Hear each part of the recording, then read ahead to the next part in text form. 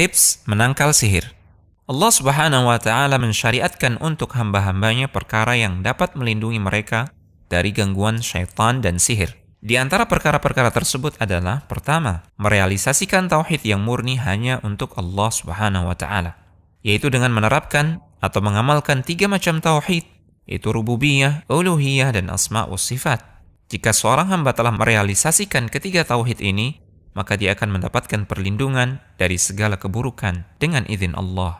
Kedua, ikhlas. Mewujudkan keikhlasan merupakan jalan selamat dari syaitan menurut pengakuan syaitan sendiri.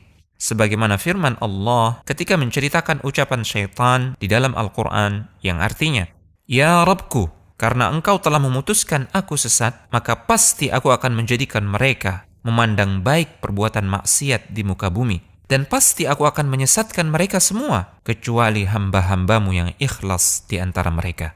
Ketiga, menjaga salat berjamaah. Rasulullah SAW bersabda, yang artinya, tidaklah terdapat 3 orang di suatu desa atau kampung yang tidak mendirikan salat berjamaah, kecuali syaitan akan mengalahkan mereka. Maka hendaklah kalian berjamaah, karena serigala hanya akan memakan kambing yang sendiri. Keempat, membaca surah Al-Baqarah di rumah. Rasulullah SAW bersabda yang artinya, bacalah surah Al-Baqarah di rumah-rumah kalian, karena syaitan tidak akan memasuki rumah yang di dalamnya dibacakan surah Al-Baqarah. Rasulullah SAW juga bersabda yang artinya, janganlah kalian menjadikan rumah-rumah kalian seperti kuburan, karena sesungguhnya rumah yang dibacakan surah Al-Baqarah tidak akan dimasuki oleh syaitan. Kelima, memakan 7 kurma ajwa atau kurma nabi pada pagi hari. Rasulullah SAW bersabda yang artinya, barang siapa di pagi hari memakan 7 buah kurma ajwa, maka dia tidak akan terkena racun atau sihir.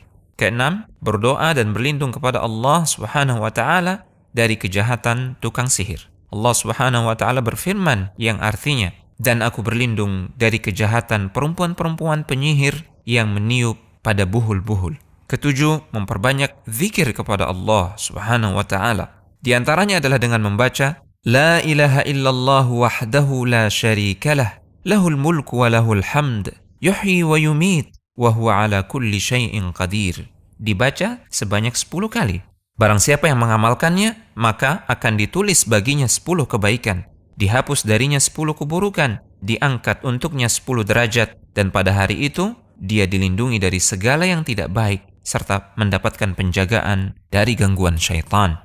Kedelapan, membaca doa-doa yang diajarkan oleh Rasulullah SAW, seperti doa ketika masuk dan keluar rumah, doa di waktu pagi dan petang, doa ketika makan dan minum, atau doa ketika melakukan hubungan suami istri.